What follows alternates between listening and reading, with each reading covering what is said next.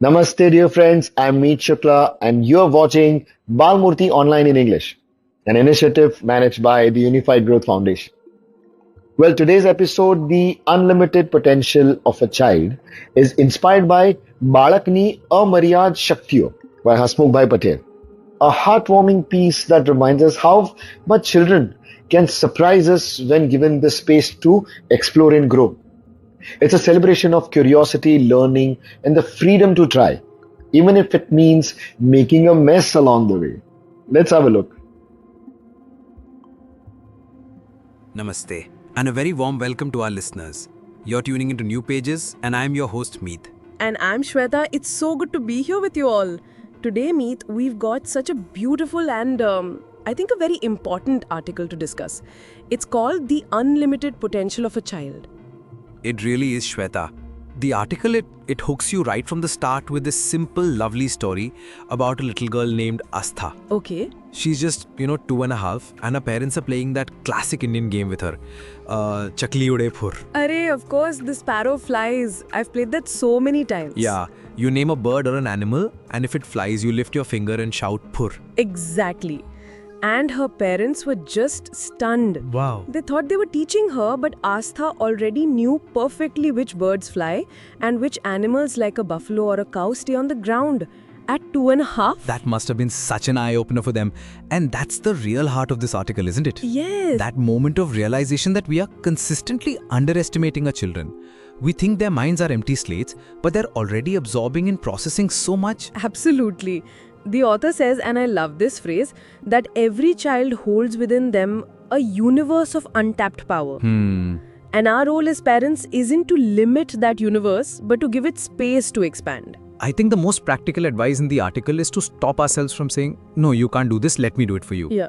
It's a first instinct, to just take over. Right. But the article points out that when we let them try, even if they stumble or make a mess, they gain confidence. And that confidence is far more precious than getting a task done perfectly. You're so right. I love the example of the hot khichdi. Little Aastha is crying because her food is too hot. Okay. But they don't. They turn it into a mini science lesson. They show her how spreading the khichdi on the plate helps it cool down faster. They talk about the fam. Yeah. It's brilliant. It just proves that a kitchen or a dining table can be the best classroom. Learning is everywhere. That's the other big takeaway for me. The story of them walking down the street, just pointing out the traffic signals, the red post box, the different trees. Right. And later when Aastha sees a bus and calls it the bus sister, who drinks diesel from a story they told her, it just shows how these small moments stick with them. And how powerful stories are. It's one thing for her to remember a story, but then she starts creating her own. And I found it so touching that in her stories, the lion doesn't eat the cat, he helps her. Oh. All the animals are friends, they are vegetarian, they celebrate birthdays together. You're literally seeing her values, her kindness and empathy blossoming through her imagination. It's a beautiful window into her little soul. Which brings us to another point that might make some parents uncomfortable. Letting kids get their hands dirty, literally. Yes, the don't get your clothes dirty rule is very strong in our culture. But the author makes a wonderful point. With every squish of mud between her fingers, the child is growing closer to the earth, to the real world.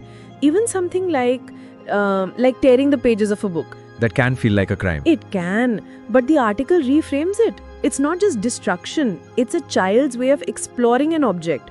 It's part of her learning. It's about letting go of our own rigid ideas. In the end, it all comes down to freedom, doesn't it?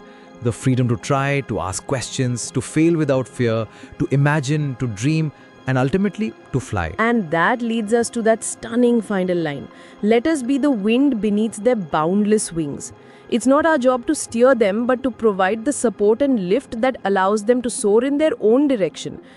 What a powerful thought. It truly is. It's a reminder to step back, observe, and just be amazed by the incredible little humans we are lucky enough to guide. So, as we end today's discussion, here's a question we'd like you to think about.